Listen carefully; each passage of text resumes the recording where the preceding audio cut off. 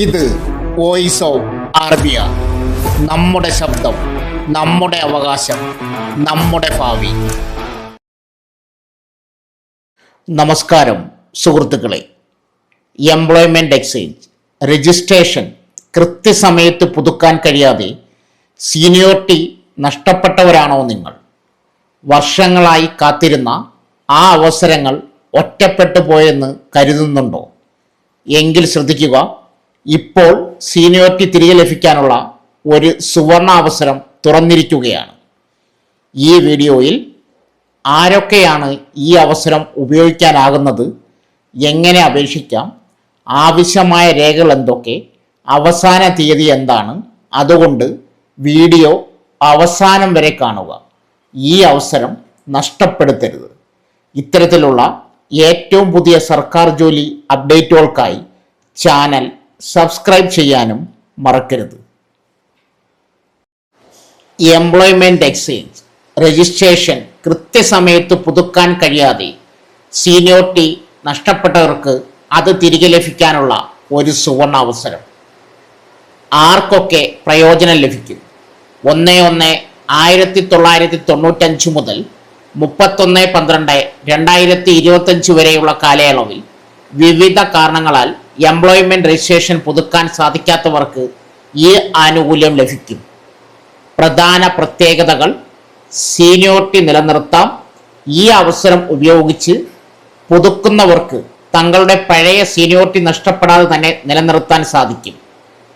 ചെയ്യേണ്ടതെന്ത്?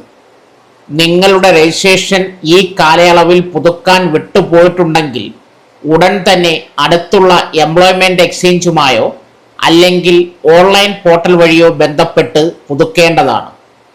ഔദ്യോഗിക website link registration പുതുക്കുന്നതിനും പുതിയതായി പേര് ചേർക്കുന്നതിനും ഈ വീഡിയോയുടെ താഴെ കൊടുത്തിരിക്കുന്ന ലിങ്ക് ഉപയോഗിക്കാം. ഓൺലൈനായി പുതുക്കേണ്ട വിധം: 1. വെബ്സൈറ്റിലെ ഓൺലൈൻ രജിസ്ട്രേഷൻ എന്ന സെക്ഷനിൽ നിങ്ങളുടെ ലോഗിൻ വിവരങ്ങൾ, യൂസർ ID, പാസ്വേഡ് ഉപയോഗിച്ച് പ്രവേശിക്കുക. 2. നിങ്ങളുടെ ഡാഷ്ബോർഡിൽ റിന്യൂവൽ എന്ന ഓപ്ഷൻ കാണാം. 3. അവിടെ ക്ലിക്ക് ചെയ്ത് പുതുക്കൽ പൂർത്തിയാക്കാം.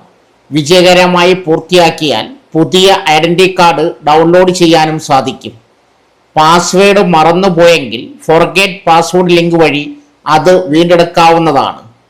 മറ്റ് പ്രധാന വിവരങ്ങൾ: ആവശ്യമായ രേഖകൾ, പഴയ എംപ്ലോയ്മെൻറ്റ് ഐഡൻറ്റി കാർഡ് കൈവശം കരുതുക.